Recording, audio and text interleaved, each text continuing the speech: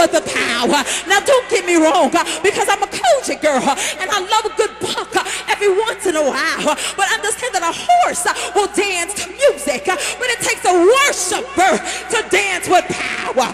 Oh God, oh yeah. I came to tell you, young people, that it's time now for us to keep coming to church and playing church. A lot of us are shouting, but we have no power. A lot of us are in the choir and we're singing, but we have no power. A lot of us are on the praise team. Our voice can riff and raft and roll and rock, but we have no power. We're on the praise dance. We're stepping and we're gospel rapping, and I have nothing against that. But God tonight wants us to pause and make sure that when we do it, that we do it with power. Understand that tonight God is looking for young people that will say, by any means necessary, that I've got to have power. I don't care who's looking at me. I don't care who's hating on me. As a matter of fact, you can roll your eyes if you want to, but I've made up in my mind that when I leave here tonight, I'm leaving with power. I dare 1,000 people just to say power. This was the dispensation. This was the disposition of the disciples here in our text. Jesus speaks to his disciples after he has been raised from the dead. And the Bible tells us that there was 40-day span that Jesus walked on the earth. Not only did he speak to his disciples concerning the things of the kingdom, but he provided proof that no doubt it was he who had raised from the dead.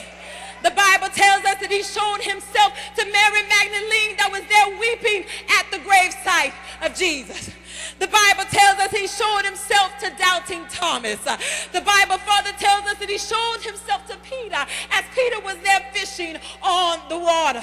So here we have Jesus who had resurrected by the power of God, and it is here now that he's given his disciples instructions in order to receive the power. The first thing he says, don't leave Jerusalem. Somebody say Jerusalem.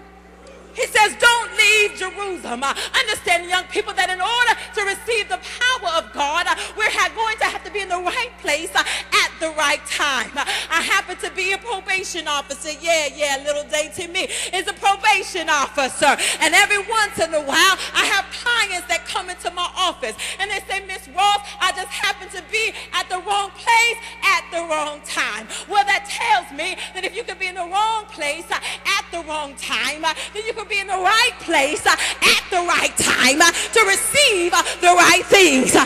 God. But the disciples could not leave Jerusalem because when you look at the pure essence of the word, Jerusalem simply means foundation and peace. So God says, stay in Jerusalem because I have ordained that place in order for you to receive the power. But what the enemy does is he tries to trick us out of Jerusalem. The enemy will tell you to look around at your friends who you know is living a trifling life, the very one, and they come to church and seem like they got that thing down.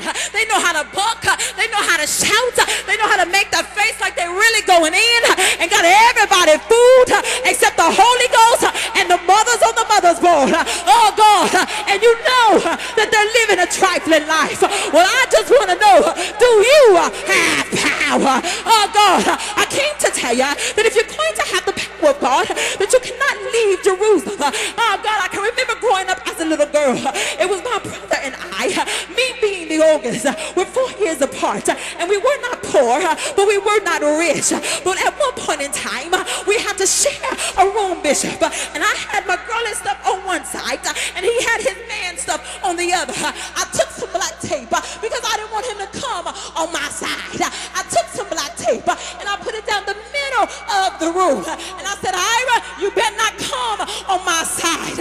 And my brother had an agitating spirit, so all of a sudden he takes his foot and he tests me and he put it on my side. I said, boy, you do that one more time, it's gonna be on and cracking. He didn't believe me. He took his foot again and he put it on my side. I said, Ira, you tested me, do that one more time, and I promise I'm gonna commence to whooping your tail. Yeah, he took his foot one more time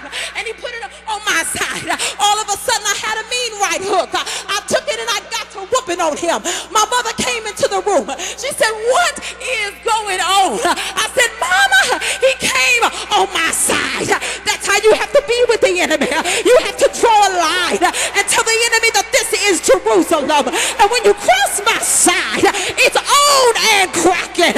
When you cross my side, you're in a fight now.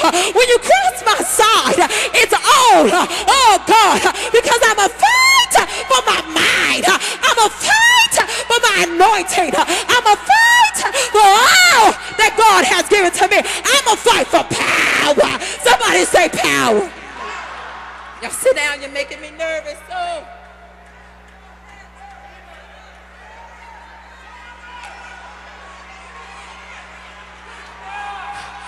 Jesus tells them, don't leave Jerusalem. Don't leave Jerusalem, because it is there that I want to give you something that you have only heard of. Somebody say heard. Now understand that the something that Jesus wanted to give them wasn't something that was heard through the gossip line and wasn't true. You know how you have those friends, every time you talk to them, every time they send you a text message, it's I heard she thinks she all of that. I heard that he slept with her. I heard that her mama was a cracker. Shut up. Get somewhere and go sit down. Understand that when you really want the power of God, you can't run your mouth and expect God to have his power over mess. God will never bless mess.